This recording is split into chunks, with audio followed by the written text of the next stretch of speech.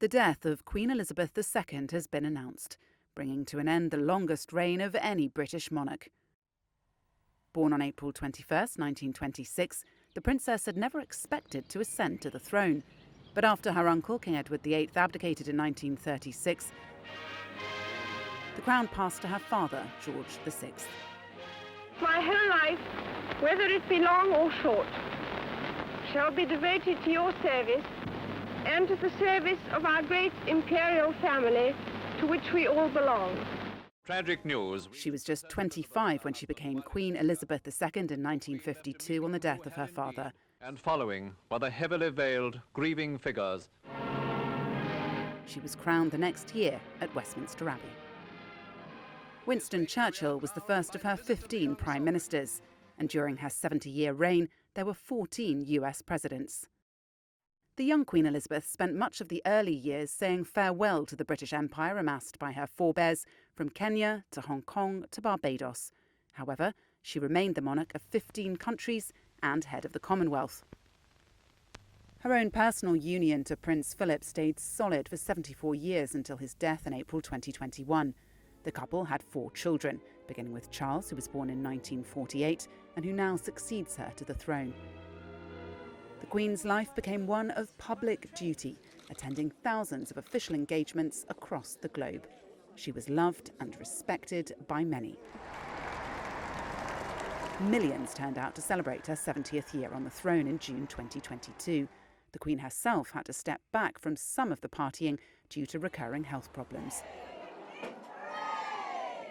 Commentators agreed that she came across as a dignified, down-to-earth and witty woman. Critics said she was too solemn and distant, a woman recognised by millions but known by hardly anyone. Away from her public duties, horse racing and her beloved corgis were lifelong passions, as was the outdoors, like her estate at Balmoral in Scotland, where she was more at home in tweeds than tiaras. 1992. Her reign was rarely plain sailing. The 40th anniversary of her accession was a year that she famously described as one of disaster and misfortune. It has turned out to be an annus horribilis. 3 of her 4 children's marriages had failed, and there was a major fire at her Windsor Castle royal residence.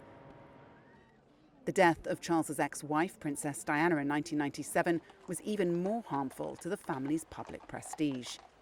As your queen and as a grandmother, I say from my heart, first, I want to pay tribute to Diana myself. She was an exceptional and gifted human being. In years later, some of the damage was repaired by events like the marriage of her grandson William to commoner Kate Middleton in 2011, watched by billions around the world. But with Queen Elizabeth's death, the monarchy's future is likely to face scrutiny like never before. Polls suggest Charles will be a far less popular British monarch. And there are other challenges. Prince Harry and his American wife Meghan giving up their royal duties amid accusations of racism has robbed the institution of 2 of its most popular global figures. And the US sex abuse lawsuit against Prince Andrew, which he paid to settle while admitting no wrongdoing, also left its mark.